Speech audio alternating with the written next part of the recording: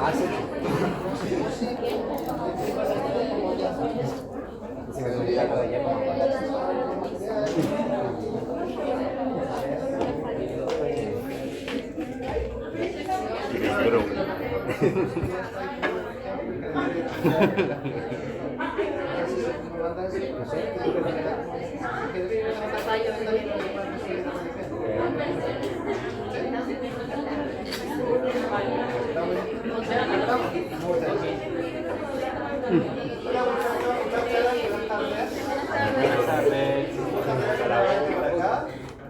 Pero una clase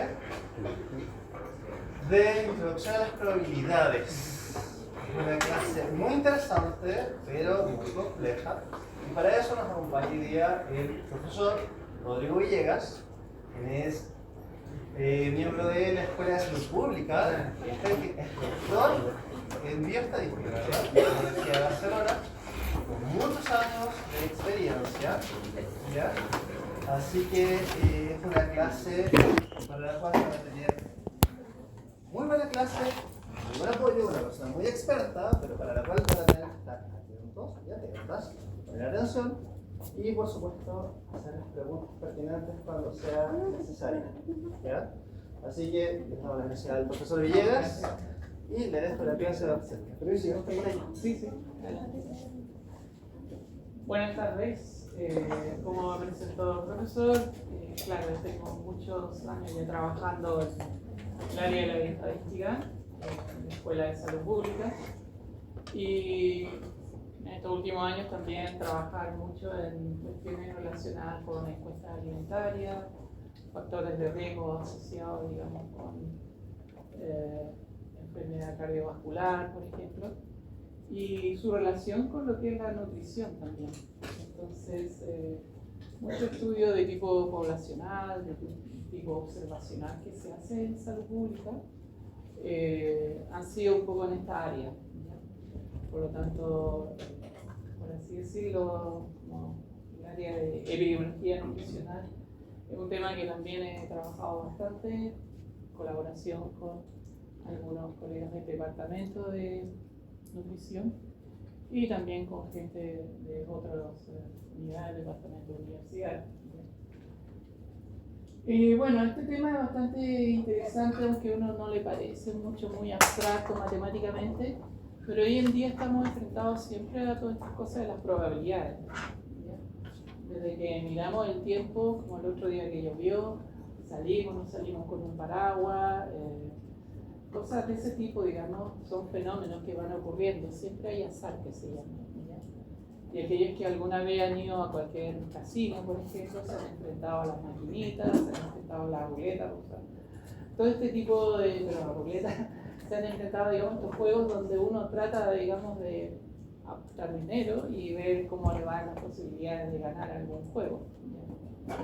Pero eso históricamente, digamos, lleva ya siglos, que el trabajo que como que los fundamentos más matemáticos, toda esta cosa, partieron a partir del trabajo realizado por estos señores, digamos, Pascal y Fermat, quienes en el fondo, en esa época eran como, diríamos, como los consultores, los expertos en el tema matemático, y quienes jugaban principalmente en todos estos juegos de azar era la nobleza francesa, ¿ya? Y se asesoraban por estos caballeros, ¿ya? Entonces había un noble francés que le gustaba mucho jugar a los dados y él quería saber hasta qué punto podía seguir jugando sin perder dinero, es decir, cuándo había que pagar el juego, ¿ya? Y es algo que uno cuando ve en todos estos juegos de azar y empieza a ganar plata, digamos, uno dice, estoy de suerte, ahora sigo jugando, pero llega un momento en que puedes perder todo el dinero. Entonces estos señores, digamos, plantearon ahí las bases en el fondo para indicar, para ayudar, digamos, a este noble francés cuándo debía detenerse, o sea, hasta qué momento ya había que estar parando, digamos, el entusiasmo por apostar, ¿ya? Entonces sabemos que los juegos de azar más conocidos son el de la ruleta, digamos, los naipes, ¿ya? En Chile tenemos muchos juegos, como el carioca, el blackjack, que se hace en los casinos, ¿ya? Póker en los casinos, por ejemplo, ¿ya? Y el otro los juegos los dados también, ¿ya? Hay juegos ahí que funcionan a partir de los dados. Pero detrás de todo eso siempre hay un mecanismo, diríamos, el azar, ¿ya? Algo que no podemos predecir, ¿ya? Bueno, eso fue como un avance, pero en el fondo lo que vamos a ver es este concepto un poco más ya abstracto, lo que es la probabilidad. Hay un tema bastante interesante que es la probabilidad condicional, ¿ya? Es decir, hay sucesos, situaciones que condicionan un resultado determinado, ¿ya? Que el resultado no es el mismo dado que ocurra previamente algo, por así decirlo, ¿ya? Lo otro, hay un concepto de independencia, pero independencia estadística, independencia matemáticamente se llama independencia estocástica, ¿ya? Para, en el fondo, como ustedes nutricionistas, si hay una relación, por ejemplo, en estar expuesto a un tipo de alimento, a la ingesta, por ejemplo, de un alimento supercalórico, y la aparición de un daño en salud, ¿ya? Entonces ahí uno buscaría si hay una relación entre esos factores. Y uno lo puede evaluar matemáticamente, lo puede evaluar con las leyes de probabilidad, justamente. Si existe esa independencia estocástica, estadística, digamos, entre esos dos fenómenos, ¿ya? La segunda parte vamos a ver lo que es el teorema de Bayes o Bayes, como le llaman, ¿ya? Que es una aplicación bastante interesante de las probabilidades en el caso de, digamos, cuando uno ya tiene información a priori, ya ha recolectado alguna información, y que esa información me permita predecir un resultado en particular, ¿ya? Y ese señor, ese monje que se llama Bayes, él formuló una teoría bastante interesante, que uno a veces lo pone en práctica, por ejemplo, cuando quiere usar su computadora y necesita imprimir algo, y marca mensajes de error el computador, te dice la impresora no funciona o le falta tinta, y uno va respondiendo, va diciendo, no, yo tengo tinta, entonces le pide ayuda, digamos, al famoso ayudante que tiene ahí cualquiera de estas aplicaciones de impresión o el Word, digamos, y te van guiando un poco. A ver, si usted dice que en el fondo tiene tinta, la pregunta sería, bueno, pero ¿puso papel a la impresora? Entonces ahí uno va como respondiendo. Y otras situaciones también cuando uno tiene que, bueno, en el caso de ustedes, como evaluar esos signos que viene el paciente delante de ustedes, ya tienen que derivarlo a lo mejor a un especialista, endocrinólogo o alguien más, pero ustedes evalúan esa información a priori, me dicen, según este resultado o según esta medición que he hecho, por ejemplo, de índice de masa corporal, usted tiene todo el perfil para que a lo mejor presente un resultado daño en salud, ¿ya? Eso se basa con los conceptos de teorema Bayes. Pero matemáticamente ya vamos a entrar a ver algunas cosas como lo que se denomina variable aleatoria, que es una variable de algo que medimos, ¿ya? Y en este caso fluctúa aleatoriamente, tiene un azar ahí cómo se comporta, ¿ya? Y vamos a ver tres modelos de probabilidad, es decir, la teoría ya que hay dentro de la formulación. Y hay una distribución bastante interesante que es la normal, ¿ya? Cuando ustedes estén viendo, digamos, lactantes y están evaluando, por ejemplo, el crecimiento, se construyen curvas de peso y talla, por ejemplo. ¿Y cómo determinan que ese recién nacido, ese lactante, está con bajo peso o está con sobrepeso? Es decir, no salió de un trabajo al ojo o al ojímetro, como se dice, sino que detrás hubo un estudio previo, una cohorte, un conjunto de personas lactantes que se siguieron y se clasificaron a los lactantes según peso y talla en aquellos que estaban bajo peso, peso normal o sobrepeso, por ejemplo. Pero ¿cómo se llegó a eso? Bueno, se estudió ahí justamente mediante un modelo de probabilidad donde caía, digamos, cada uno de estos lactantes, cómo se ubicaba, digamos, en esta distribución de mediciones, ¿sí? Hay otra distribución de probabilidad que se llama T-Student, que también es muy similar a la normal, que fue derivada por un señor que estaba hace mucho tiempo atrás en Inglaterra, justamente en Escocia, a cargo del control de calidad de una cerveza que se llama Guinness. Y lo que él observaba que había cervezas que no resultaban de buena calidad, pero en esa empresa no se trabajaban con muchas botellas de cerveza, eran muestras pequeñitas. Entonces él derivó una fórmula, una expresión matemática, un modelo basado en la normal que permitía trabajar con muestras más chiquititas. Entonces también es útil cuando uno tiene estudios o trabajos en los cuales son pocos participantes y no puede suponer que esa distribución es la famosa campana de Gauss o distribución normal. Y la última distribución bastante útil, que se llama G cuadrado o Chi cuadrado, ¿vale? Que nos permite justamente comprobar si dos eventos son independientes, dos sucesos, ¿ya? Es decir, si llevo años fumando, ¿existirá un riesgo de tener cáncer de pulmón? ¿Cómo podemos determinar eso? Entonces, fumar durante 20 años y presentar, digamos, alguna lesión pulmonar asociada con cáncer. ¿Cómo pueden establecer eso? Porque hay todas estas restricciones hoy en día en el uso del tabaco. Bueno, en los años 50, digamos, se realizaron estudios para establecer esa relación y mediante esta prueba determinaron que había una asociación. En estudios, digamos, en esa época se realizó en todos los socios del colegio médico de la época. Recordar que hace muchos años atrás en esas sociedades científicas, sociedades médicas, solamente participaban hombres, no permitían, digamos, el ingreso de mujeres. Pero ellos determinaron, mediante este seguimiento de los socios del colegio médico, que había una relación entre la exposición a tabaco y la aparición, por ejemplo, de cáncer de pulmón. En esa época también la industria de tabaco era una industria súper potente, al igual que hoy en día la industria alimentaria. Y lo que llegaron a la conclusión, según la industria, que ese estudio estaba viciado, que no estaba bien hecho, pero resulta que el estudio estaba bien hecho, tenía, digamos, todos los formalismos científicos que se requiere para hacer un buen estudio científico, y mediante esta prueba determinaron que había asociación. Y después, obviamente, mediante estudios ya más de laboratorio, mediante, digamos, estudios a nivel de ciencias básicas, por ejemplo, aquí el Departamento de Ciencias Biomédicas y todo esto, bueno, determinaron, digamos, que realmente a nivel celular se producía un problema en la célula, digamos, por la exposición a todos estos metales pesados que tienen el tabaco, el alquitrán, etcétera, etcétera, ¿ya?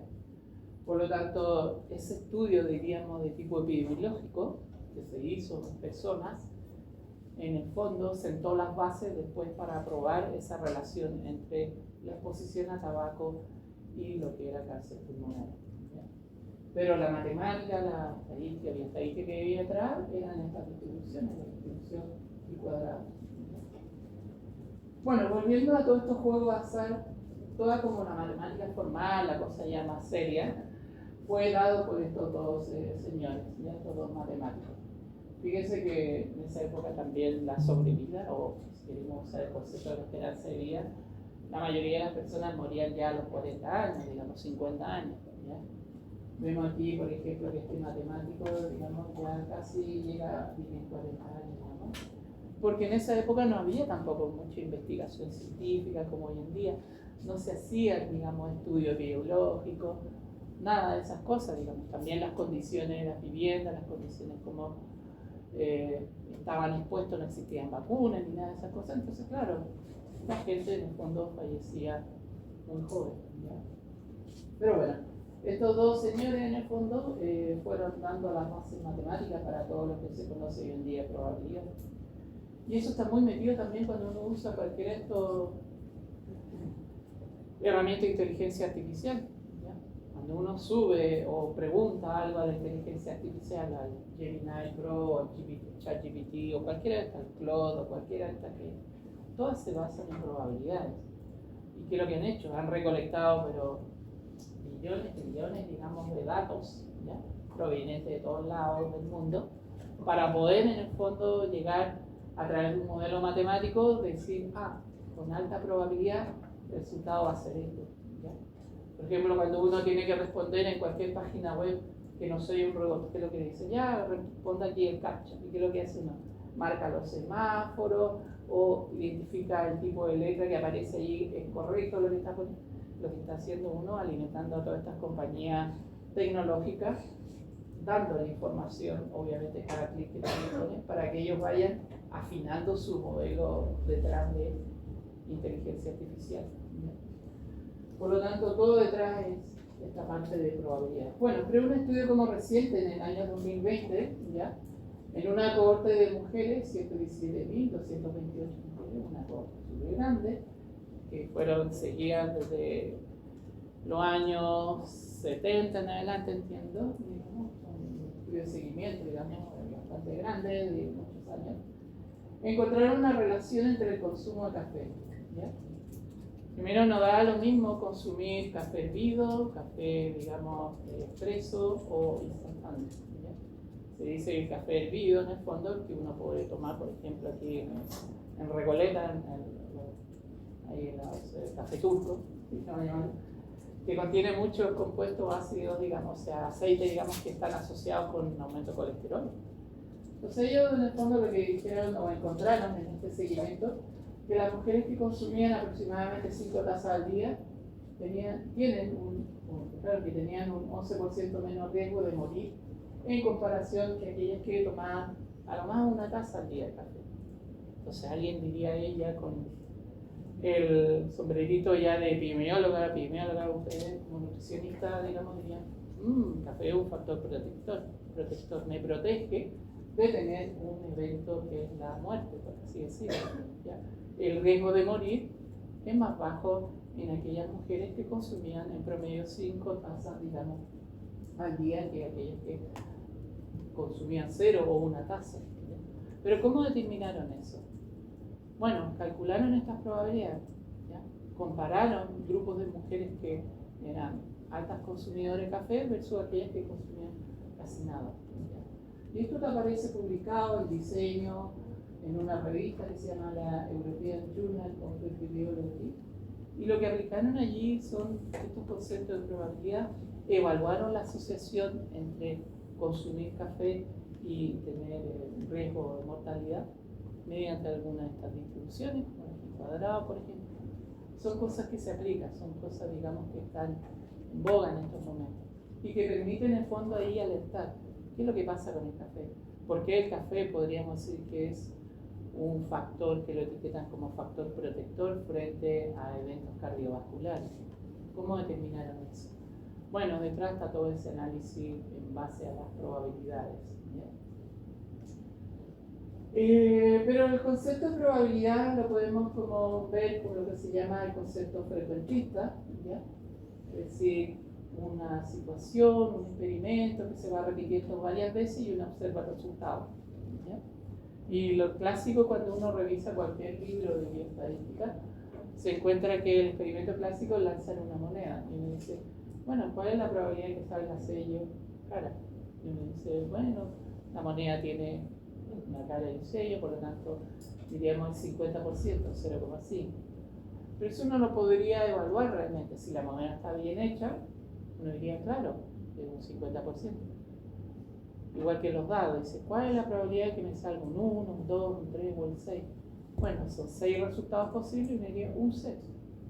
¿Y cómo podríamos decir, por ejemplo, que ese dado está cargado? Que es lo que se preocupan mucho los casinos hoy en día, que uno no los vaya a demandar porque están usando dados que no están suficientemente, no están equilibrados, por así decirlo, ¿ya?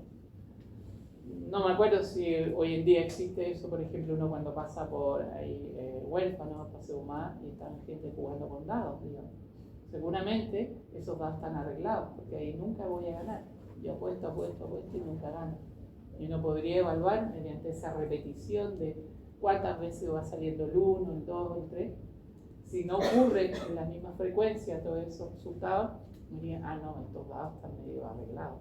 Y seguramente, porque si no, perdería plata y ese señor que está haciendo ese juego, obviamente está engañando, digamos, al público, pero es una manera que justamente con las probabilidades, con las leyes de probabilidad, uno puede evaluar si un fenómeno, una situación está ocurriendo realmente por azar o hay algo que está allí metiendo ruido y que ese resultado no es el que matemáticamente uno debería esperar.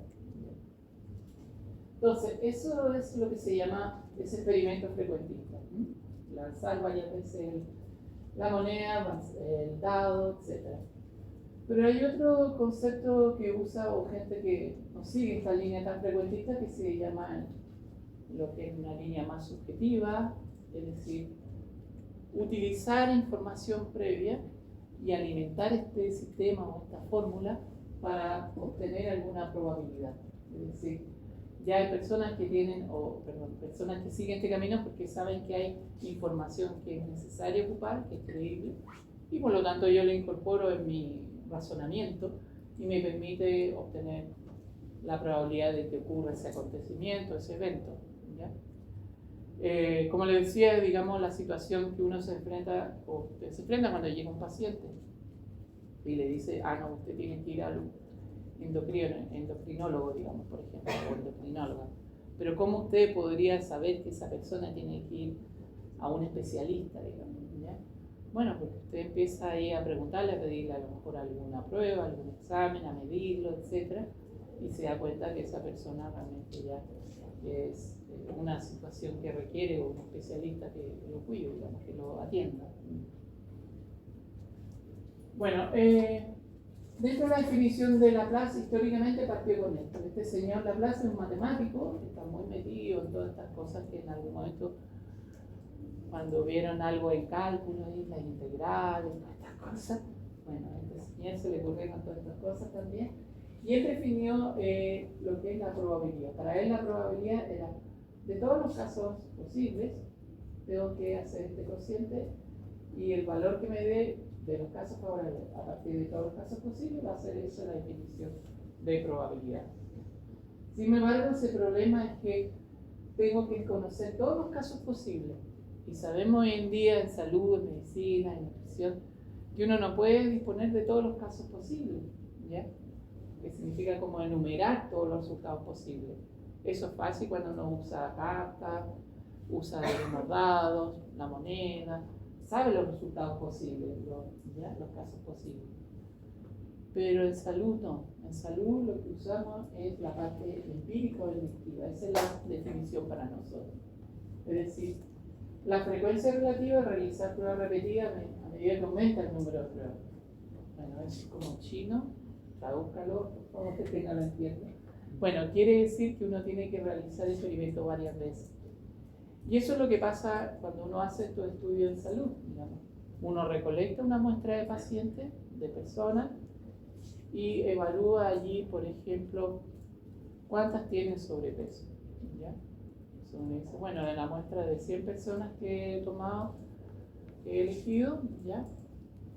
Justamente hay 30 personas. Y uno dice, bueno, la probabilidad de encontrar una persona con sobrepeso iría un 30%. ¿Ya? Por lo tanto, ahí lo que uno justamente es un espacio donde está reducido. No conozco todos los resultados posibles, solamente tomé una muestra y encontré tantas personas con esa característica que me interesa evaluar. ¿Ya? Y eso es lo que es la base de lo que es la medicina hoy en día, la medicina basada en evidencia. Cualquier artículo científico que ustedes revisen en el área de la salud se basa, digamos, en la definición de una probabilidad empírica o la definición de probabilidad. Para Laplace, por ejemplo, para este señor, por ejemplo, si uno quisiera estimar la probabilidad de lanzar un dado y que salga un número par, ¿qué lo que diría? ¿Cuáles son los posibles casos resultados? Bueno, el dado tiene 6 caras, por lo tanto, vamos a tener 6 resultados posibles, pero yo quiero evaluar pares. ¿Cuáles son los números pares cuando el resultado? Bueno, tengo 3 resultados en los cuales me sale un número par. ¿Ya? Por lo tanto, el evento, el suceso, lo que quiero medir, en este caso par, la probabilidad que resulte par es un 50%. Y esta es la definición de Laplace, esta es la definición que dio este matemático. Pero en la realidad, como les digo, nosotros no podemos usar esta definición porque no sabemos todos los casos posibles, ¿no? Lo que hacemos nosotros hoy en día, digamos, es tomar una muestra y evaluar una característica o algo, un atributo que le interese en los participantes del estudio. Por lo tanto, cuando hacemos el modo empírico, aplicamos el concepto de probabilidad según el modo empírico frecuentista, lo que uno evalúa es esta frecuencia relativa. ¿Ya? Y lo que uno va evaluando, digamos, muestra a lo mejor de 100 personas, otro estudio a lo mejor lo hizo en 1000 personas. El estudio de mujeres en Noruega fueron 100.000 mujeres, ¿ya? Y ahí encontraron que algunas fallecieron y miraron para atrás y dijeron, bueno, ¿cuántas de estas mujeres que fallecieron consumían café? ¿Y cuánto café consumían? Era mucho, poco, ¿y cómo lo midieron después? Y ahí es interesante porque cuando uno plantea un estudio, tiene que construir lo que se llama un protocolo del estudio. Tiene que usar variables, pero todo el estudio en el fondo se basa en responder una pregunta en la investigación. ¿Ya? Todas estas herramientas que vamos a ir viendo, el uso de las probabilidades en el fondo, están sujetadas a esa pregunta de investigación. En ese caso, en el estudio noruego, lo que ellos querían evaluar, la relación entre la ingesta de café y mortalidad, digamos, para determinar a lo mejor si el consumo de café es un factor predictor. Pero hay una pregunta de investigación de esto, ¿no? No empezaron a mirar todas las variables. Obviamente esto parte de un cuestionario alimentario, es decir, un cuestionario en donde se le pregunta a la persona cuánto café consume, también otras preguntas podrían ser interesantes, por ejemplo, tabaquismo, cuánto fuma usted, cuál es su índice de masa corporal, por ejemplo, ¿ya? Todas esas variables de tipo demográfico que son importantes, porque el resultado, digamos, de fallecer en esos casos también puede estar determinado por si la persona tenía enfermedades crónicas, a lo mejor. No era el café o no era porque consumía poco café, era otras características. El perfil de esa persona participante a lo mejor tenía ciertos condicionantes que hacía que en el fondo tenía un alto riesgo de fallecer. Y por más café que tomara y todo, no la iba a proteger, por así decirlo. ¿Ya? Entonces, todas esas probabilidades que ellos calcularon, o esas medidas finalmente que van a llamar medidas de riesgo o asociación, se basaron en este estudio en el cual ellos justamente eligieron una muestra y van observando los resultados. ¿Ya? Hoy en día, digamos, la definición anterior como Laplace, claro, es una cuestión bastante teórica, funciona muy bien para el matemático. La matemática, digamos, la persona que está en su laboratorio trabajando, los ingenieros matemáticos están en Bochef, por ejemplo, para ellos esa definición es súper buena, pero para nosotros aquí en la Facultad de Medicina esa definición no nos sirve. La que nos sirve es la definición empírica. Bueno, en el fondo la definición frecuentista, vemos un ejemplo aquí, ¿ya? Tomamos una muestra de 200 pacientes y le administramos una droga, un medicamento, ¿ya? Y observamos que 180 mejoraron. Por lo tanto, uno podría decir, bueno, el evento, lo que quiero medir es la mejoría. Entonces definamos como A, mejorar en 200 pacientes, y el número de personas que mejoró fueron 180. Por lo tanto, podemos decir que la probabilidad de mejorarse con este medicamento es de un 90%.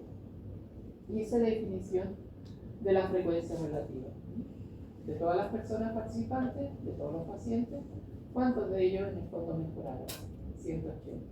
Entonces, ese cociente, justamente, es la definición por concepto de frecuentista. Y esa es como la definición que vemos en salud. ¿Alguna pregunta, alguna duda? Rápido, alegre, no sé.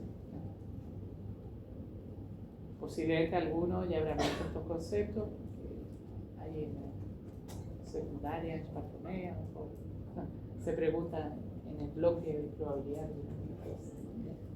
Así que espero que no, algunos no sé, algunas no sé, algunas.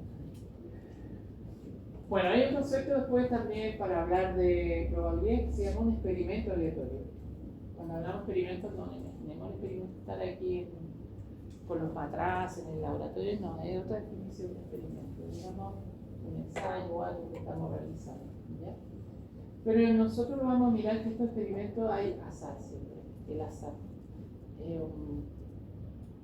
Digamos, una situación que no nos gusta que haya azar, porque nos cuesta predecir, pero la realidad es que siempre estamos frente al azar, tomamos decisiones, y cuando tomamos decisiones nos podemos equivocar o podemos aceptar. ¿Por qué? Porque detrás está el azar.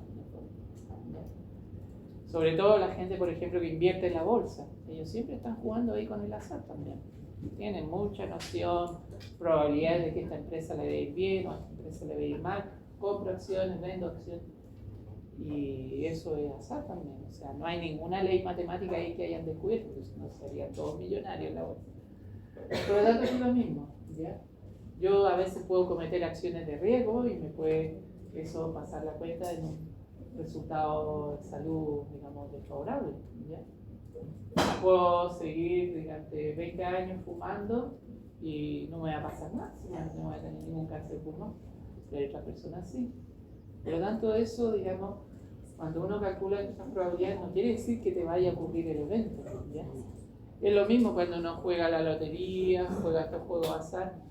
Uno dice, bueno, voy a jugar por si me va bien y soy millonario, por así decirlo. Pero sabe uno que acertar, que ganarse el loto, el quino, es una probabilidad muy pequeñita. ¿Ya? Por lo tanto, uno corre el riesgo, asume, digamos, esta situación. ¿Ya?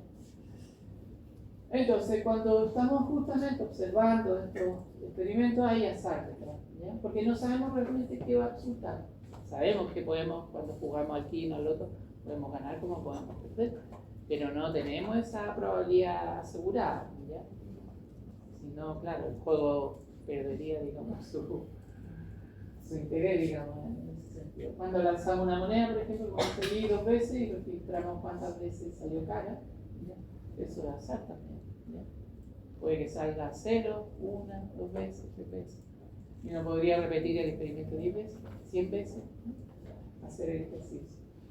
Bueno, en estos experimentos hay ensayos, es decir, cada repetición del experimento que uno lleva a cabo de manera independiente y bajo las mismas condiciones se denomina un ensayo. ¿Ya? Para la gente que trabaja mucho en control de calidad, hacen ensayos de materiales, que se llaman. ¿Ya? Es decir, ellos van evaluando, ¿ya?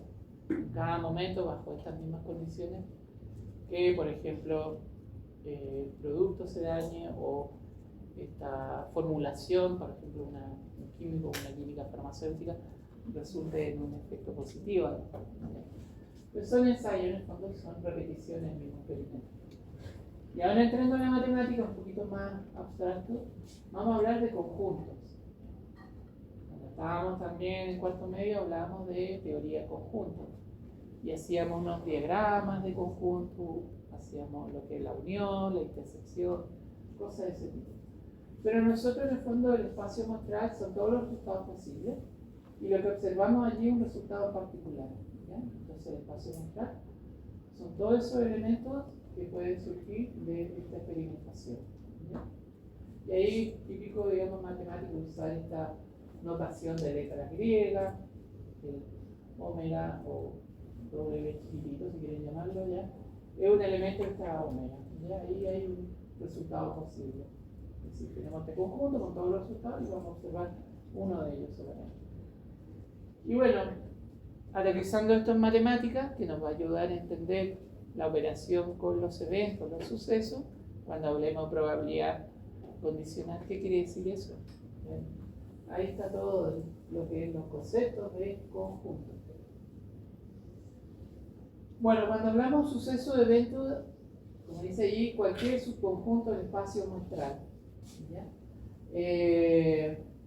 Bueno, pero eso en castellano en el fondo es lo que queremos medir, lo que queremos evaluar. ¿Qué pasa si? Eso es lo que estamos evaluando. Cuando calculamos una probabilidad, estamos evaluando la probabilidad de qué pasa si esto ocurriera. ¿Ya? Y ese es el suceso, el evento. ¿Ya? Por ejemplo, yo quiero tirar un dado y quiero evaluar si me va a salir un número par. Entonces quiero evaluar la probabilidad de que salga un número par. El evento será un número par. Si uno ha ido a jugar ruleta al casino, por ejemplo, y apuesta en esas 37 casillas, uno puede apostar a que salga el rojo o el negro, puede apostar que salga tal número, que salga otro número, ¿ya? Y ese es un evento, un resultado posible. ¿Cuál es la probabilidad de que yo acierte solamente en la ruleta a la casilla roja o a la casilla negra? O que acierte al valor 5, por ejemplo, ¿ya? Y pongo mi apuesta y mi. Entonces, definición de sucesos excluyentes o disjuntos, así la terminología más matemática, ¿ya? Son eventos que en el fondo no pueden ocurrir de forma posible, ¿ya? Por ejemplo, sabemos hoy en día, digamos un ejemplo, que todos los días puede que salga el sol o llueva o de repente salga, ya se oscurezca, digamos, pero no puede haber eventos simultáneos, o sea, no puede estar ni de día ni de noche, ¿ya? Hay sucesos, digamos, que no son que la intersección, usando ya la nomenclatura más matemática, la intersección es vacía. No hay elementos comunes, ¿ya? Y eso uno lo puede usar mediante estos diagramas que se llaman. Este señor Ben se le ocurrió escribir o dibujar o plantear todos estos eventos usando estos diagramas, ¿ya? Y ahí vemos, por ejemplo, el evento A con sus resultados posibles, y aquí hay un espacio mucho más grande que el universo o el omega, ¿ya? Entonces a lo mejor uno está interesado en evaluar una parte de todo este universo, ¿ya? Ejemplos de experimentos, vemos allí varios, por ejemplo lanzar la moneda, ¿ya? Un experimento será evaluar 50 pacientes en un tratamiento determinado, ¿ya?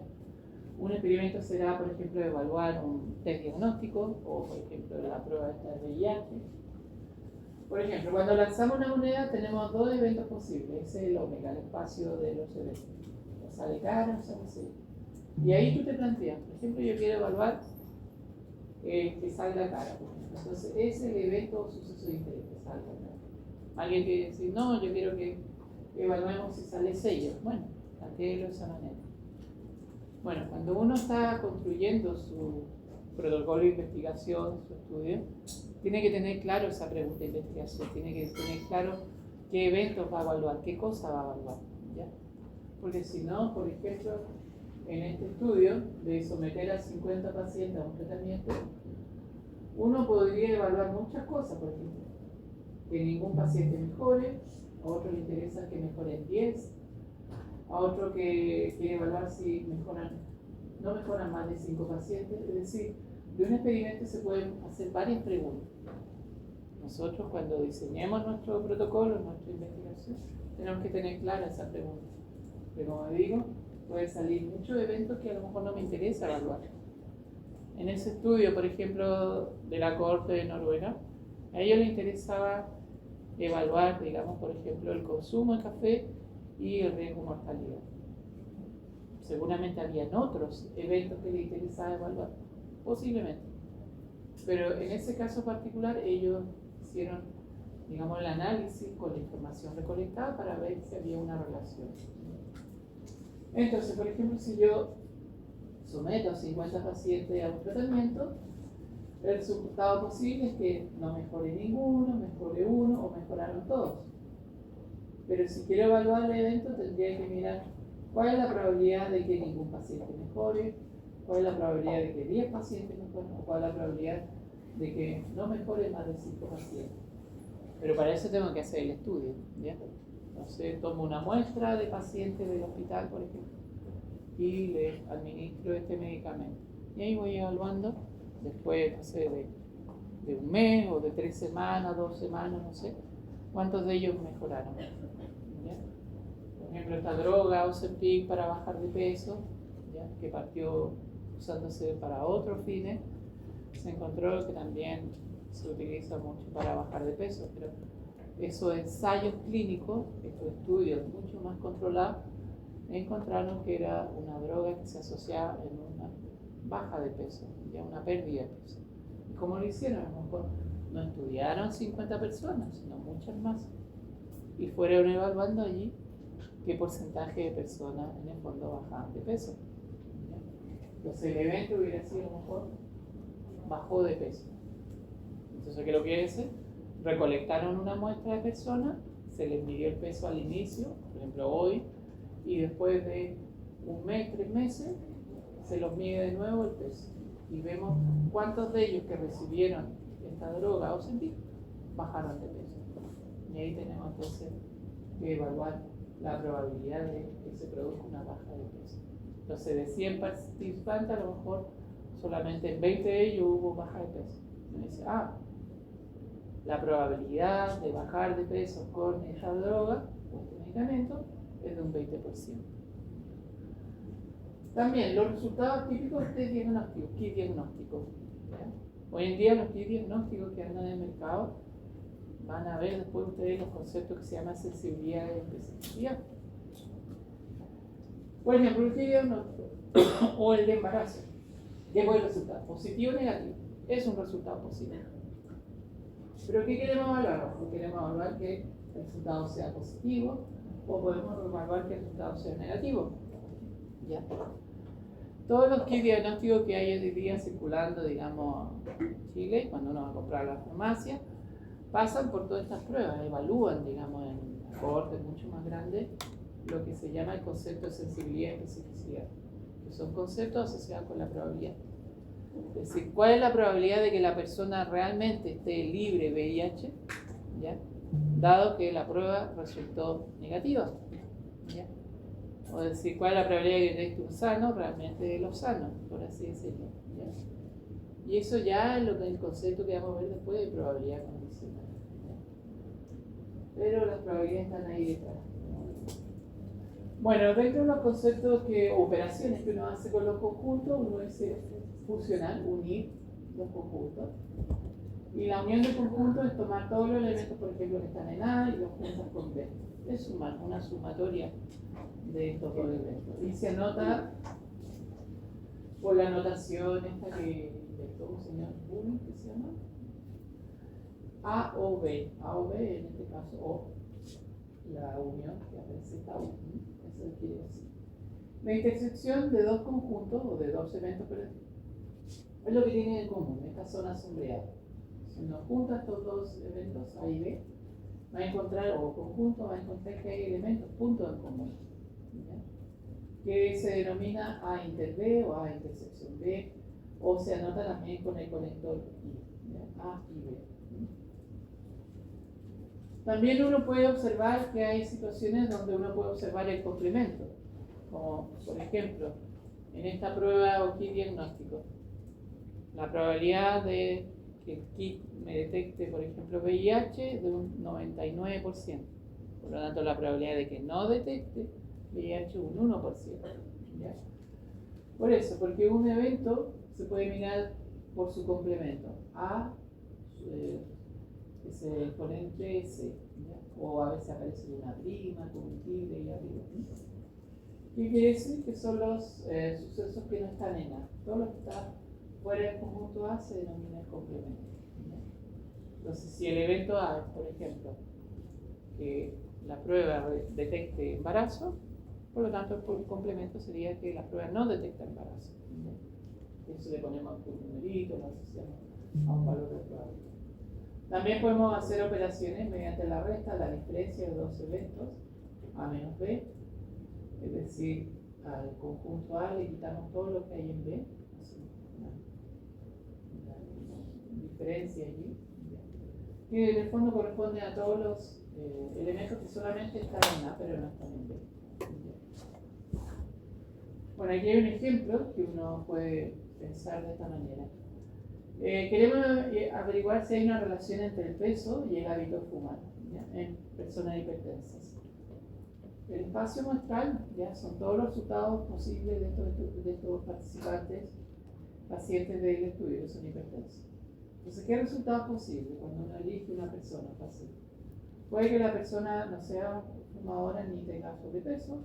Podemos encontrar una persona que no fume pero tiene sobrepeso. Podemos encontrar una persona fumadora pero sin sobrepeso, y podemos encontrar una persona que fume y tiene sobrepeso. Y pensemos en estos dos eventos, que el paciente tiene sobrepeso y otro sería el paciente que fuma. Entonces uno, usando los diagramas de Venn, puede anotar todos estos posibles resultados.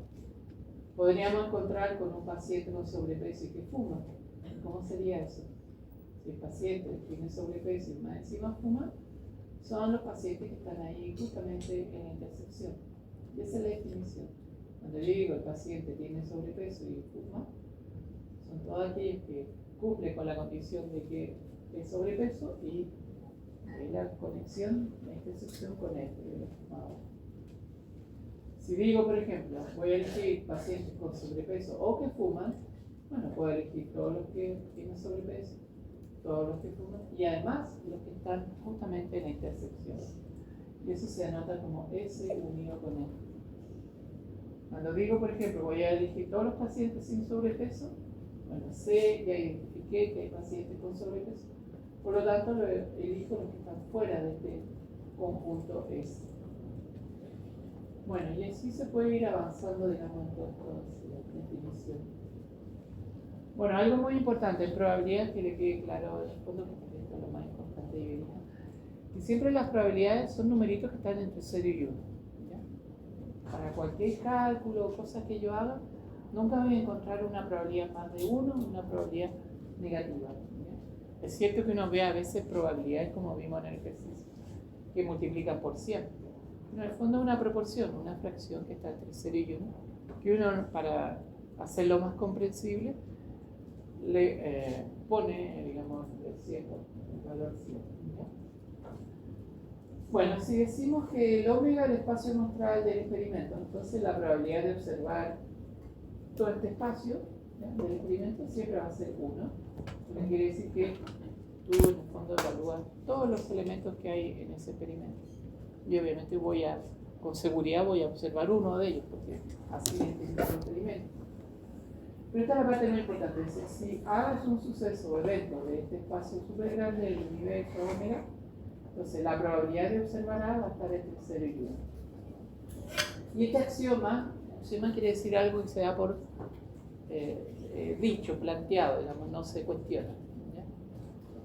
Alguien un poco más que haya estudiado en un colegio católico o católica habrá pensado, bueno, eso es como los dogmas de fe que llaman en la iglesia. Bueno, para los matemáticos se llama axioma.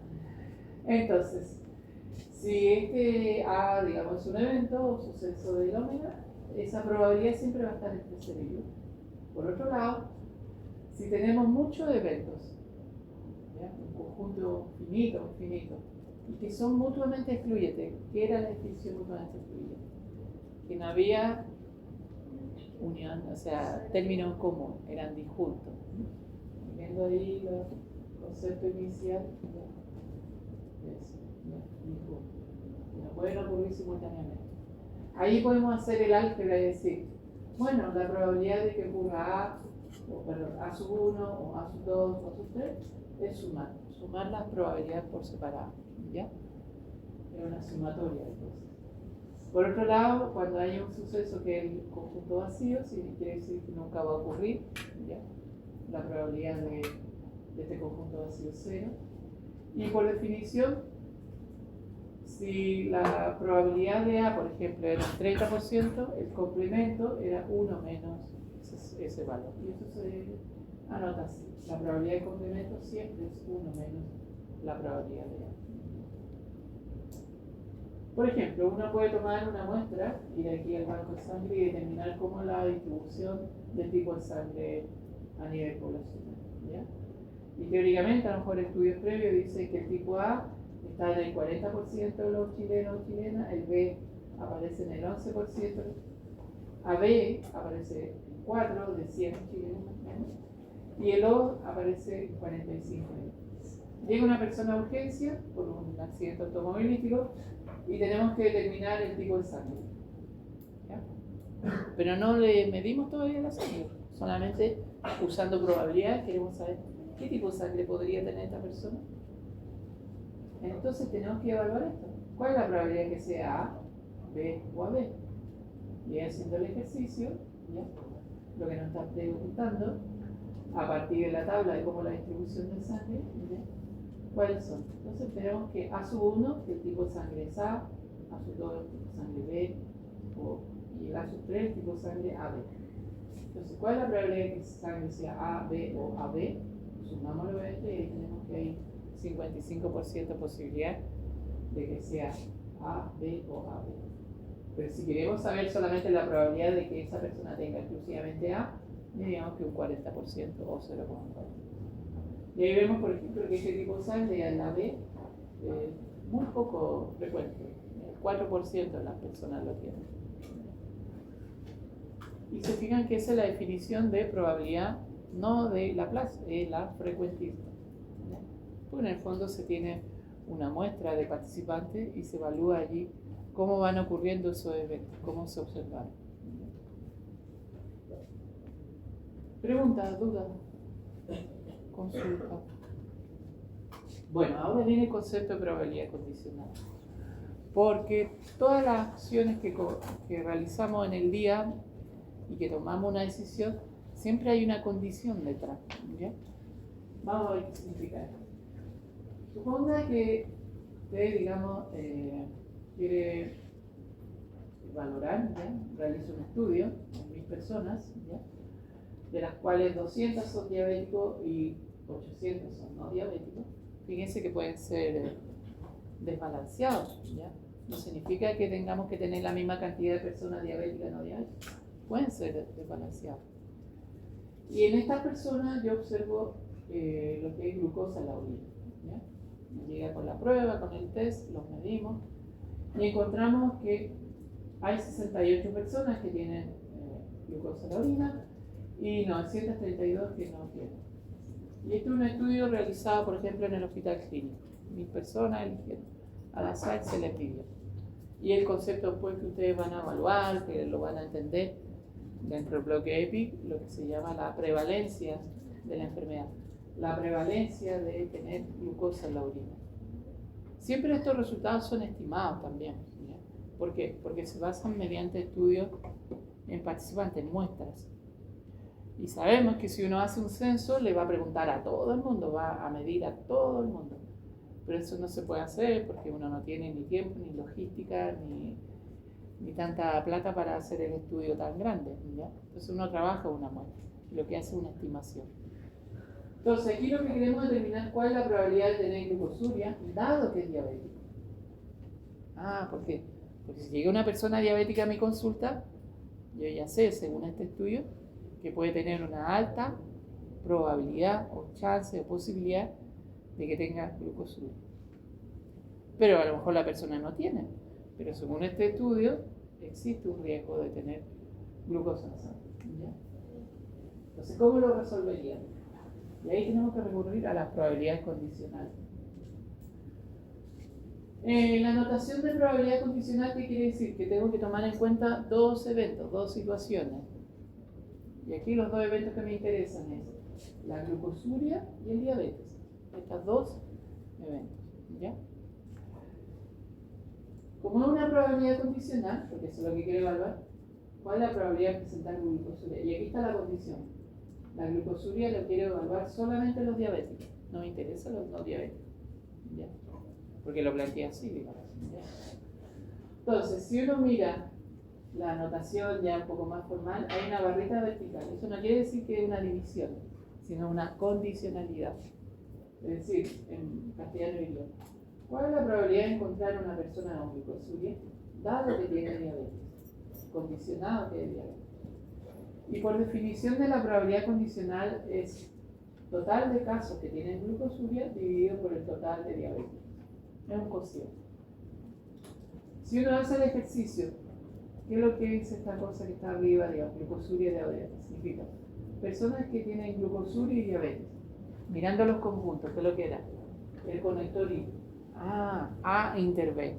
A interceptado con B. ¿Quién es A? Glucosuria. ¿Quién es B? Diabetes. Y ahí coloco muy bonito en matemáticas y tiene glucosuria interceptado con diabetes. Pero algo ya lo algunos ya lo, o ustedes, algunas sacaron ya mentalmente cuál es el resultado. ¿Ya? Dijeron, bueno, personas que tienen glucosuria y diabetes, ¿cuántas son? Y uno mira la tabla y dice, mira la combinación de esta fila con esta columna. Hay 60 personas con ambas condiciones. La probabilidad de encontrar una persona con glucosuria y diabetes, ambas cosas, es 60 dividido el total de personas. Por eso ahí tenemos entonces una probabilidad de 60 en 1000. ¿Cuál es la probabilidad de ser diabético? Bueno, la probabilidad de encontrar una persona diabética, ¿ya? ¿Cuál es? El primer número dice 200 en 1000. ¿Por qué? Porque no estoy diciendo nada si tiene o no tiene glucosuria, solamente diabético. Por lo tanto, tengo que sumar los pacientes con glucosuria más los pacientes que no tienen glucosuria. Entonces, el total de esa columna, justamente, cuando hago el cociente a 200.000, es la probabilidad de tener diabetes. Pero lo que quiero determinar es una probabilidad condicional, es decir, no quiero sacar solo la probabilidad de glucosuria, quiero evaluar la probabilidad de glucosuria en los diabéticos. Y me da entonces este ejercicio que es un 30%. ¿Y cuál sería la probabilidad de no tener glucosuria en los diabéticos? El complemento, ¿verdad? Sería un 70%. ¿Ok? Por lo tanto, a partir de esta estimación, uno puede decir, oh, cáspita, no sé, ojo, si llega un paciente con diabetes, tiene un 30% de que este paciente a lo mejor presente este resultado. ¿Ya? No quiere decir que realmente mañana llegue un paciente diabético, y va a tener, no, puede que no tenga, puede que sí tenga, pero ahí ya he medido algo. ¿Ya? Y lo que ustedes van a hacer más adelante, después cuando miremos el TX cuadrado, es ver si hay una relación entre estas dos cosas. Y la pregunta ahí que van a salir después en los medios de comunicación con su estudio, ustedes, encontramos nuestro hallazgo, nuestro estudio, e encontró que hay una relación entre la diabetes y la glucosuria. ¿Ya? Y ahí se hace famoso en todos los canales de televisión. Pero eso requiere obviamente un planteamiento del estudio y toda esta evaluación, digamos, bastante más estricta, más formal, por así decirlo. ¿Ya? Bueno, la fórmula. Como hay detrás matemática detrás, cuando uno evalúa una probabilidad condicional es A dividido en B. Pero eso es una vertical, no es la slash o el símbolo de división. Y se anota de esa manera. Es la probabilidad de que ocurran ambos eventos simultáneamente, A inter B dividido por probabilidad B. Por lo tanto, cuando hablamos de probabilidad condicional, siempre es la probabilidad de ocurrencia de un fenómeno o evento, pero dentro de un subgrupo. Eso es lo más importante. ¿Ya? Que la probabilidad condicional siempre está restringida al denominador del grupo de la barrita del lado, o sea, lo que está a la derecha de esta barrita. Siempre está condicionado en ese grupo en particular. ¿Ya? B. ¿Ya? No es una probabilidad así cualquiera. Porque uno podría decir, bueno, ¿cuál es la probabilidad de tener glucosuria? Y uno iría al ejercicio y diría, la probabilidad de tener glucosuria, 68 en 1000. ¿Ya? Casi un 7%. 0,7%. Entonces uno diría, ya, pero sabemos que eso no ocurre por igual en diabéticos y no diabéticos. ¿Por qué? Porque a lo mejor, si este resultado yo encuentro que tener glucosuria es mucho más alto en los diabéticos que los no diabéticos, que lo que voy a hacer es implementar alguna política de intervención, algo, campañas de prevención, no sé, alguna cosa que tengo que hacer.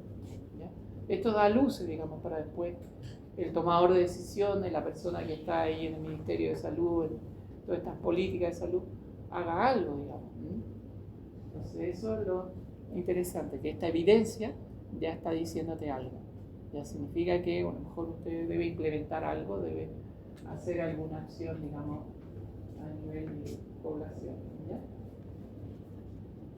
Bueno, pero esta que hemos observado entre glucosuria y diabetes, no lo hemos evaluado si hay una relación. Son independientes estos dos sucesos, estos dos eventos, y ahí viene la pregunta, ¿cómo puedo determinar si estas dos cosas son independientes? Y ahí entonces uno puede ocupar el concepto de independencia. ¿Ya? Bueno, aquí lo mismo, por ejemplo. ¿Ya? Queremos establecer si hay una relación entre fumar y, en este caso, el sexo. ¿Ya? ¿Será cierto que el porcentaje de mujeres fumadoras es más alto que de hombres? Bueno, nuevamente hay un ensayo, un estudio, ¿ya? Se le pregunta a 300 personas. Y tenemos la tabla. Entonces queremos evaluar cuál es la probabilidad de elegir una persona que fume. Miramos, la probabilidad de fumar, 60 de 300. ¿Cómo lo vimos? De todos los fumadores son 60 y la muestra total son 300. Por lo tanto, esa es la probabilidad de elegir una persona que fume. ¿Ya? Pero esta probabilidad de fumar ocurre por igual en hombres y en mujeres. Entonces lo vamos a desglosar ahora por sexo, este resultado. ¿cómo se reparte este numerito, 0,2? ¿Será más alto en mujeres o será más alto en hombres? Entonces la definición de independencia es hacer el producto de estas dos cosas. ¿Ya? Es decir, para evaluar la independencia tendríamos que evaluar, ¿ya?, la probabilidad de B por la probabilidad de A. ¿Ya? En definición, la probabilidad condicional, ¿qué es lo que era? La probabilidad de A inter B dividido por probabilidad de B. Y uno haciendo el álgebra un poco, despejando el numerador, diría, la probabilidad de inter B es probabilidad de B por probabilidad de A dado B. Pero si dos eventos son independientes, ¿qué es lo que pasa? Que esta parte de acá se convierte en probabilidad de A. La probabilidad condicional se convierte en probabilidad de A. ¿Ya? Entonces, les puedo dejar el ejercicio, que ustedes saquen la probabilidad de fumar en mujeres y la probabilidad de fumar en hombres, y vean si ese producto, la multiplicación de esas dos fracciones, es igual a 0,2. Si llegan a encontrar que es igual a 0,2, quiere decir que estos dos eventos, sucesos, son independientes. Si no es igual, es porque algo está pasando. Que mujeres u hombres están fumando más. Ya ahí viene la pregunta, bueno, ¿por qué fuman más los hombres y las mujeres? Ya eso, otra pregunta. Bueno, y el concepto del teorema de Bayes, como les decía, es lo que se utiliza hoy en día mucho en salud, ¿ya? Recoger información a priori, tener antecedentes a priori, para poder hacer estos cálculos de probabilidades posteriores, ¿ya? Bueno, este es saqué en Wikipedia la foto del monje, ¿ya? Un monje que se dedicó a mucho trabajo, digamos, en esa época, genetista y todas esas cosas, digamos, como en esa época, digamos, eran personas que se dedicaban al estudio de muchas disciplinas, por así decirlo. Y lo que él en el fondo justamente trató de darle cuerpo a todos estos conceptos de el análisis mediante el teorema de Bayes. Bueno, en el ejemplo vimos la relación o estudiamos qué es lo que pasaba con la glucosuria y la diabetes, ¿ya? Y dijimos que la probabilidad de tener glucosuria en los diabéticos era de un 0,3, ¿ya? ¿Okay? Pero ahora al revés, que es lo clásico que uno ve cuando va a hacerse un examen de laboratorio. Te miden el leucocito, te miden el colesterol, te miden un montón de cosas, ¿ya? Entonces imagínate que tú te haces el examen, ¿ya?, y te sale que tienes glucosuria. ¿Realmente tendré diabetes? ¿Ya? O el kit diagnóstico también. Me hago la prueba de VIH, el test, y sale que soy positivo. ¿Realmente tendré VIH? Me someto al test de embarazo y sale positivo. ¿Realmente estoy embarazada? Bueno, justamente eso es el uso del teorema de Bayes. Dado que tengo la condición que la situación, el evento de salud que me interesa, el resultado del test, del kit, del laboratorio, ¿ya?, ¿realmente tendré la condición como la enfermedad? Bueno, aquí lo que queremos es evaluar eso, ¿ya? Si yo elijo una persona con glucosuria, ¿realmente esa persona va a tener diabetes? ¿Qué probabilidad es eso? ¿Cuántas son las posibilidades o las chances de que sea catalogada esta persona como diabetes, dado que tiene la glucosuria? Que es distinta la pregunta aquí. Dado que es diabético, ¿cuál es la probabilidad de que tenga glucosuria? Y aquí al revés. Se hizo la prueba usted y le salió que tiene glucosuria. ¿Cuáles son las posibilidades de que realmente sea diabético? ¿Son iguales estos dos valores? Posiblemente no. Posiblemente este valor es más alto cuando calcule la probabilidad de B dado que. Y eso se refiere a lo que es invertir las condiciones. ¿Por qué? Porque estos dos eventos se dieron vuelta, se invirtieron. Esta pregunta, digamos, es interesante, digamos, dado si conozco ya la situación, he elegido personas diabéticas y no diabéticas. Pero en otros eventos no sabíamos, por ejemplo, cuando fue todo el fenómeno del COVID. ¿Qué determinaba que algunas personas tuvieran COVID o no? ¿Y qué es lo que medíamos? Un montón de cosas en las personas. Su función pulmonar, su presencia de cuánto antígeno tenía de esto a lo mejor. pero nunca estábamos todavía al principio de la pandemia seguros si eso era algo que estaba asociado con el COVID. Entonces aquí lo mismo, ¿ya? Observamos los resultados, le medimos a la persona, un laboratorio, y observamos que tiene glucosuria. ¿Realmente la persona es diabética o no es diabética? ¿Cuáles son las probabilidades de que sea una persona diabética? A lo mejor es un 10%, un 1%, pero tenemos que medirlo. Pero si es muy alto, 40, 50%, uy, ya, cualquier persona que llegue con este examen con glucosuria, usted ya tiene una alta probabilidad o chance de que sea una persona con diabetes. ¿Ya? Entonces, ¿cómo lo responderíamos? Bueno, imaginemos aquí el universo, en el universo de todos los pacientes. Vamos a tener algunos que tienen diabetes y otros que no tienen diabetes. Acuérdense que el D con el tilde o el C era el complemento. Va a haber un grupo de personas diabéticas que aparece con este sombreado más oscuro y hay otro grupo que no tiene diabetes. Pero dentro de este universo van a haber personas que tienen glucosuria. Entonces, si yo elijo una persona cualquiera, ¿qué es lo que va a pasar? Esa persona, ¿ya? Puede que tenga glucosuria, puede que no tenga glucosuria. ¿Ya? Del grupo, digamos, de que son diabéticos o no diabéticos. Cuando miramos la probabilidad de tener glucosuria, ¿cuál es la probabilidad o el área de esta cuadradita? La probabilidad de G, ¿qué quiere decir? ¿Quiénes están aquí dentro? Las personas que tienen la glucosuria, la intersección de G con D, pero también la intersección de G con D'. ¿Ya? Por lo tanto, cuando uno quiere calcular este evento, esta probabilidad que se llama total, ¿ya? Tiene que tomar en cuenta la condición diabéticos y no diabéticos. Bueno, por definición, ¿qué sabemos? Que estas intersecciones se desglosan en estos productos. ¿Y de dónde salió eso? De acá, ¿no? Del concepto. La intersección es el producto de un evento por su condicionalidad. ¿Sí? Por lo tanto, es como hacer un poquito de reemplazar esta fórmula. Pero esto de acá se llama la probabilidad total. Es decir, la probabilidad de observar glucosuria hay que tomar en cuenta los diabéticos y los no diabéticos. ¿Ya? Porque el evento se puede presentar en ambos grupos. ¿Verdad? ¿Ya? Hay personas diabéticas que no tengan glucosuria y hay personas no diabéticas que pueden tener glucosuria. ¿Ya? Entonces, ¿cómo calcularíamos la probabilidad de D dado G? Bueno, por definición de condicionalidad, todos los eventos posibles de casos con glucosuria y diabetes. Bien. Pero aquí el denominador cambia. Y esta cosa que se ve chiquitita, probablemente realmente toda esa expresión es más complicada, o que estaba anotada aquí como probabilidad total. Entonces lo interesante aquí, que aquí nos da ya un valor para saber si es diabético o no diabético a partir del resultado de la glucosuria, usando este concepto de probabilidad condicional, pero proviene del concepto de la probabilidad total que tenemos. Y ese es el teorema famoso de Bayes. ¿Ya? Entonces, para responder esta pregunta, dice, la probabilidad de encontrar una persona diabética de glucosuria, usando los datos de la tabla, ¿ya? ¿Qué es lo que es?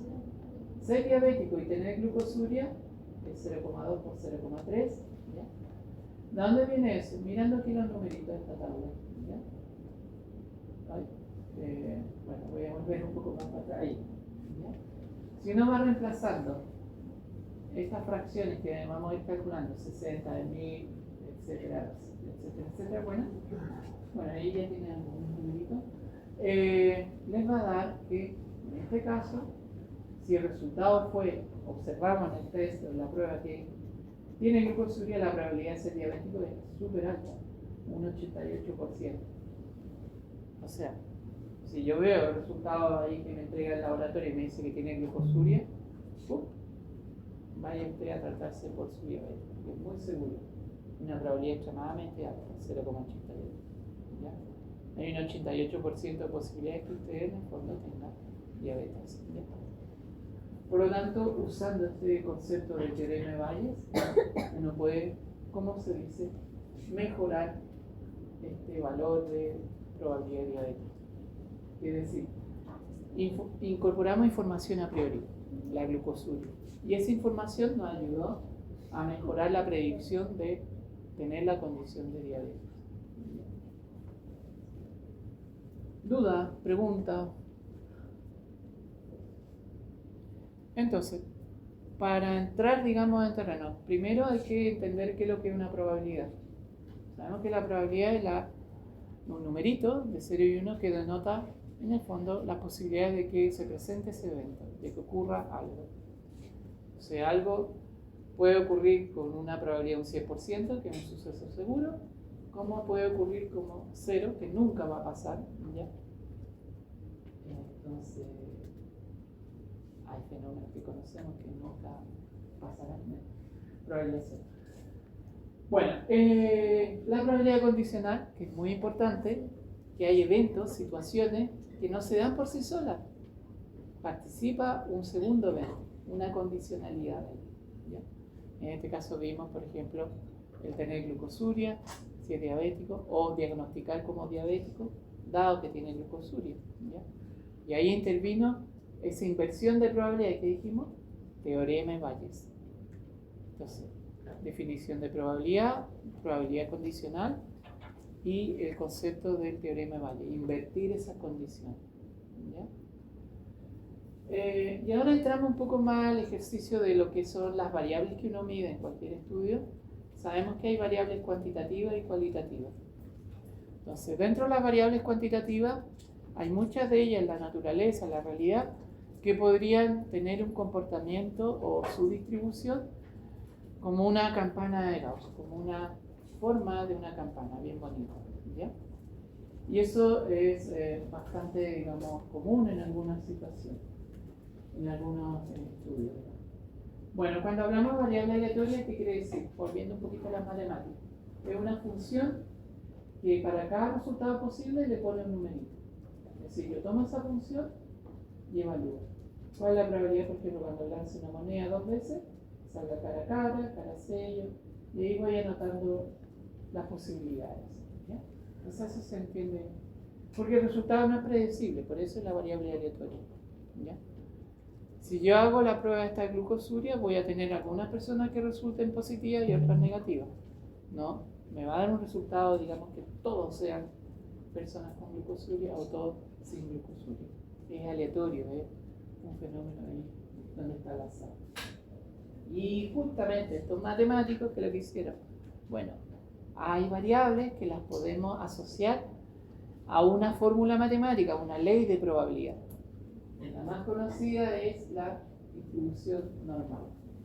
Bueno, un poquito el concepto. Cuando hablamos de modelos matemáticos, en el fondo es como aterrizar estos conceptos, estos fenómenos, usando fórmulas matemáticas, fórmulas de probabilidad. Bueno, lo que estamos diciendo, que estas fórmulas en el fondo no es que representan con exactitud este resultado, sino que tratan de buscar predecir cuál es ese evento, cuál es la probabilidad de que ocurra ese evento.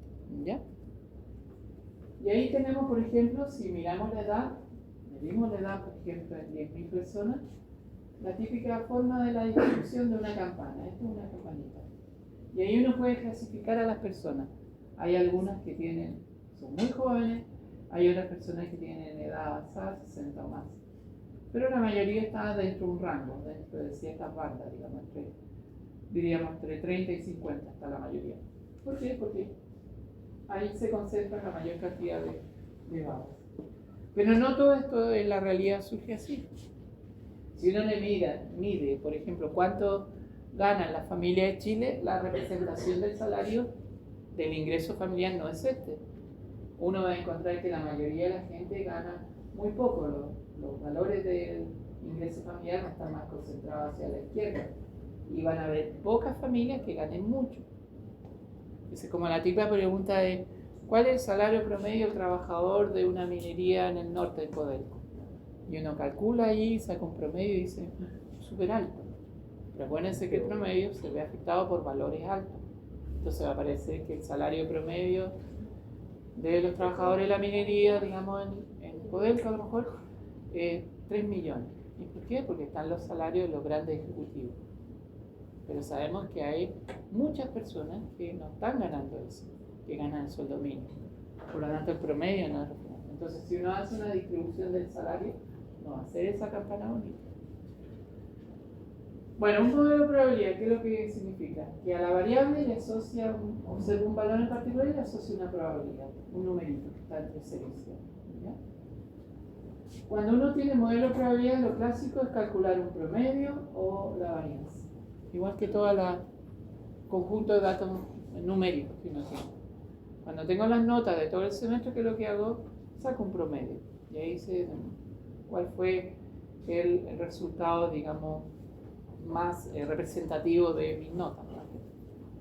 Y el profe a lo mejor me dirá lo que es la varianza, la variabilidad. ¿Qué tan diferentes son los puntajes? ¿Qué tan heterogéneos son los puntajes? A eso se refiere. Entonces, en términos más matemáticos, uno habla de la función de densidad, la representación de la distribución. Por ejemplo, los días que uno está en el hospital.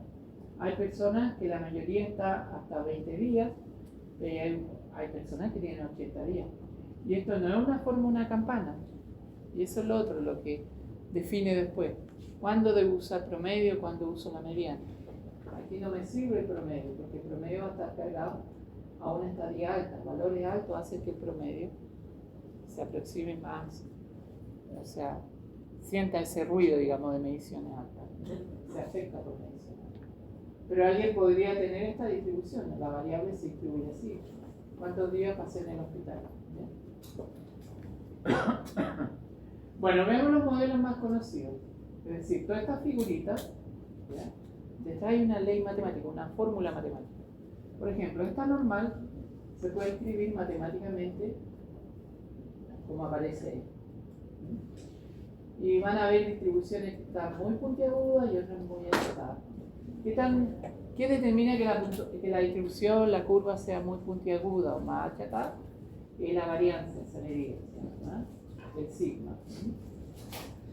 Bueno, esta distribución es bastante conocida, se utiliza mucho. Por ejemplo, ¿cómo clasificamos lo que es a los lactantes, a los recién nacidos, a los niños, digamos, que están bien en su peso y talla? Hablan de puntuaciones Z. Y de ahí viene el puntaje Z. Eso se ocupó mucho también en los años 50, los famosos test de inteligencia. ¿Cómo clasificaban a las personas según esos test de inteligencia que ocupaban en esa época? Usaban lo que es la distribución normal. ¿Ya? Bueno, la ventaja de esta distribución o su uso es importante porque hay muchos fenómenos en la naturaleza que tienen ese comportamiento, se distribuyen así, ¿no? Como una campanita. ¿Y quién derivó matemáticamente, escribió toda esta fórmula? Este señor Gauss. Y por eso se llama la distribución gaussiana, la distribución normal es equivalente. Bueno, la fórmula es esta.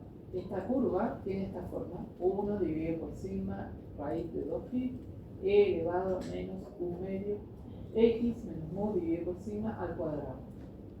Entonces, cuando uno tiene una función matemática, ¿qué es lo que le gusta determinar? El área que hay bajo la curva. Entonces me dice, ¿cuál es el área que hay hasta aquí, hasta esta línea vertical? Y me dice, bueno, pero lo he puesto el 50%, porque la distribución es simétrica. Pero yo no tendría que integrar cuál es el área que hay desde medio infinito hasta la mitad. Y si uno integra eso, se puede pasar todo un año tratando de encontrar resultados, porque es muy difícil resolverlo. Entonces, ¿qué es lo que se hace? Se recurre a aproximación. Hoy en día, como tenemos todos los programas, la IA, todo lo que ya nos dan todos los resultados automáticamente. Antiguamente no era así, y lo que uno usaba en los libritos de estadística o bioestadística había tablitas detrás y permitía en el fondo derivar cuál era el área, la zona que hay debajo de la curva. ¿Bien? Bueno, en esta distribución hay dos cosas muy importantes: mu, esta letra griega que denota el promedio, y sigma. Para poder saber cuál distribución normal voy a usar, necesito conocer estas dos cosas. ¿Ya? Igual cuando uno, digamos, dice voy a encuestar a la familia González, pero ojo, hay muchas familias González. ¿A cuál va a preguntarle? Ah, la familia González Villena. Ah, la González no sé cuál. Bueno, aquí lo mismo. Hay una infinidad de familias. Estas curvas pueden tomar distintas formas: achatadas, más levantadas, más puestas hacia la derecha, más hacia la izquierda, dependiendo de los valores que tiene la media y la varianza. ¿Ya? Ahí no puedes comer. Entonces lo mismo cuando uno sale afuera, digamos, de vacaciones y lleva pesos chilenos, me dice, chuta, voy a Brasil, necesito convertirlo a real. Si voy a Europa, necesito convertirlo en euro. Aquí lo mismo. Hay una infinidad de distribuciones y alguien dijo, no, trabajemos con la famosa distribución Z, normal, estándar o tipificada, que le llaman. ¿Qué quiere decir? Donde la media vale 0 y la varianza 1. Es decir, se dieron dos valores, 0 y 1, 0 para el promedio y 1 para la varianza. Y esa es la distribución típica, normal, estandarizada, tipificada, le llaman. ¿Ya? ¿Por qué? Porque a partir de ella uno puede construir otras distribuciones, derivar otras distribuciones. ¿Y cómo hago eso? ¿Cómo llevo toda una conversión en puntaje Z? Mediante esta fórmula. Y eso es estandarizar. Llevar las puntuaciones a Z. Como les decía, cuando uno se va de vacaciones afuera, y creo que hacer los pesos no me sirve, tengo que convertirlo o a dólar, a reales o a euros.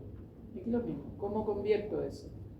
Te dicen, bueno, el dólar está como a 928 pesos. O sea, un dólar, 928 pesos. Si llevo $1000, por lo tanto, necesito llevar 928.000 pesos. ¿Ya? Por lo tanto, es lo mismo acá. Si yo meto el numerito conocido, un valor cualquiera, le resto una media y una desviación estándar, se convierte en Z. Y esa distribución Z es la clásica distribución que vemos acá, que tiene promedio 0, ¿ya? Y desviación estándar 1. Entonces, por ejemplo, si yo aquí tomo el valor 30 y lo quiero convertir a puntuación Z, este valor 30, la distribución Z equivale a menos 2. Este valor 40 equivale a un Z de menos 1. El promedio de que me dio a mí porque fue 50, por lo tanto, equivale al 0. ¿Y cómo se hace? Metiendo todos estos numeritos dentro de esa forma. Es decir, el dato original lo convierto a un puntaje estandarizado, puntaje 0.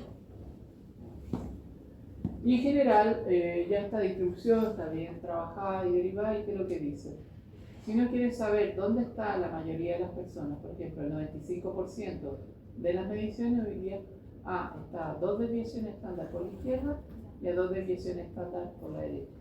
Entonces, si sumo las zonas, digamos, amarillas y verdes, voy a tener el 95% de los datos. Y esa es la manera como clasifican también algunos.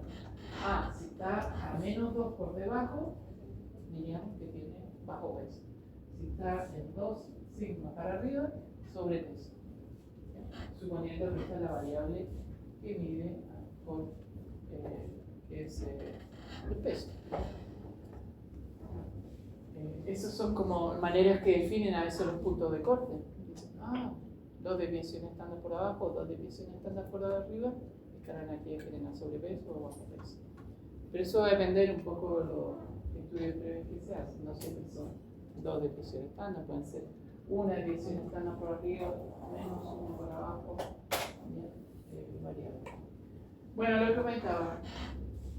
Si yo tengo una distribución Z cualquiera y la quiero llevar a una normal cualquiera y la quiero llevar a una Z, necesariamente tengo que hacer la operación. Es decir, cualquier puntaje que le reste la media de la desviación estándar va a convertirse en Z.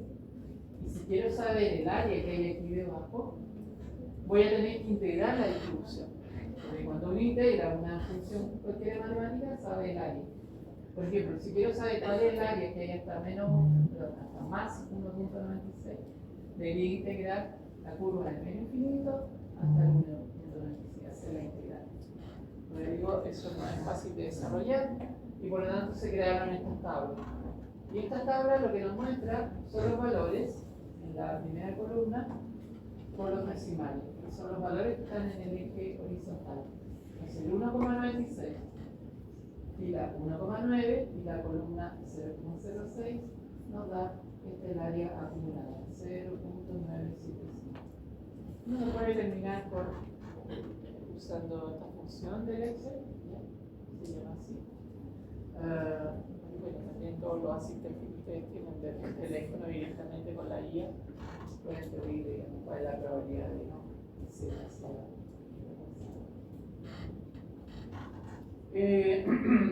Bueno, ahí en el fondo esa es la idea de la distribución. es importante conocer estos, manejarse un poco la distribución normal, porque eso va a participar después en otras funciones matemáticas que vayan a usar más adelante, ¿ya? Que son la construcción de intervalos de confianza, test hipótesis. Pero en el fondo la idea aquí es importante saber, cuando uno está calculando el área, está definiendo qué zona, digamos, de la curva que interesa evaluar. Bueno, como les decía, por ejemplo, si uno quiere determinar el área, la distribución entre menos 1.96 más 1.96, tiene que ser esta integral, resolver esta integral.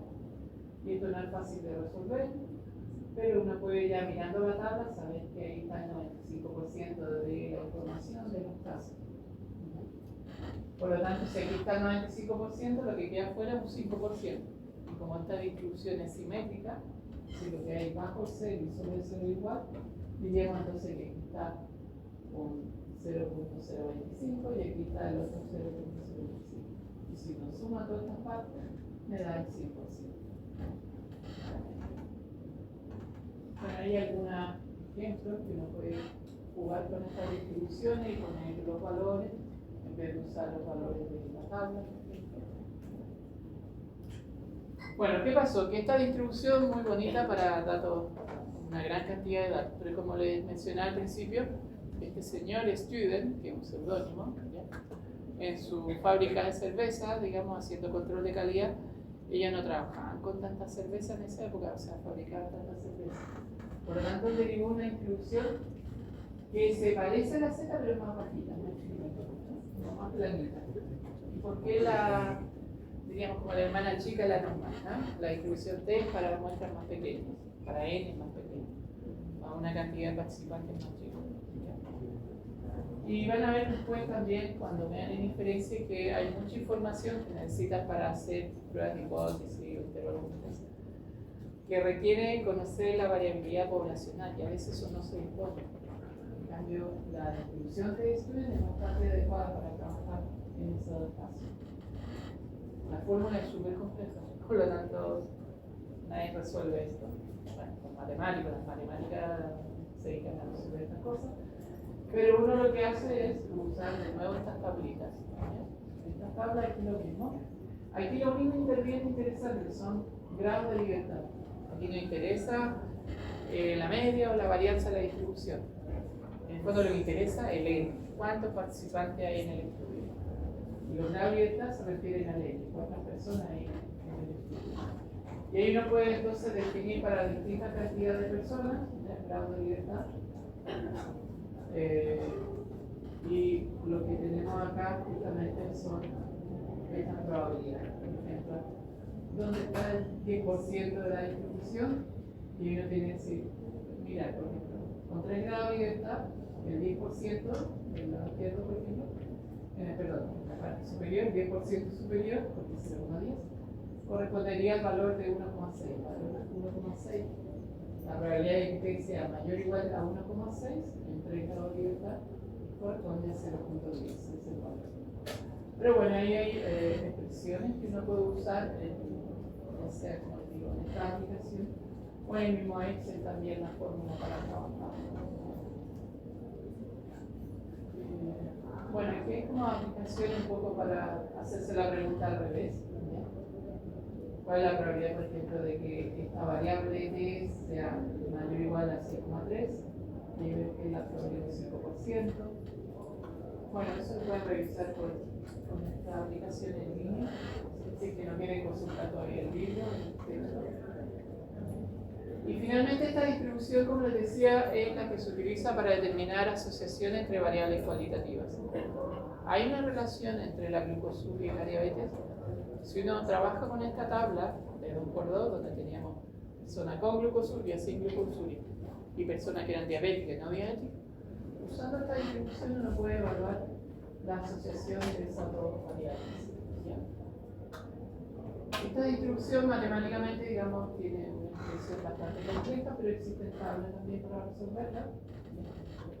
Y a partir, digamos, de los valores de probabilidad o los valores que uno vaya reemplazando aquí, va a conocer, digamos, el valor social. Bueno, en resumen, hay un libro bastante útil que está en la biblioteca digital que se llama Bioestadística Amigable, que les va a permitir revisar con más detalle todos estos conceptos tan abstractos, con algunos ejemplos, ejercicios. ¿Ya? Está todo en castellano, bastante amigable, y después hay algunos calculadores online que los pueden mirar y ustedes pueden utilizar, ¿ya? O conceptos de probabilidad de corrección. Esto está en castellano, esa es la ventaja. Pueden repasar algunas cosas de probabilidad de corrección. Y bueno, y estas distribuciones que acabamos de ver permite chequear como calculadora en línea estas probabilidades que ustedes vayan a obtener o calcular. No sé, ¿alguna pregunta, alguna duda?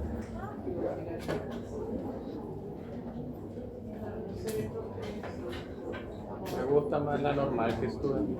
Está bonita. Sí, bueno, la distribución Student pasa a ser ya, o toma la fórmula normal cuando uno tiene desde 30 participantes o más, digamos, ya se empieza a parecer a una normal. ¿Ya? O sea, teóricamente esa fórmula matemática, cuando los grados de libertad ya son 30 o más, ya se asemeja a una normal. ¿Ya? Así que también ahí como que la normal puede llamar más la atención. Bueno, quiero darle las gracias a la atención y a ver si quedamos aquí por conceptos tan difíciles. Cualquier duda me pueden escribir o pueden poner en contacto a los profesores. Muchas gracias.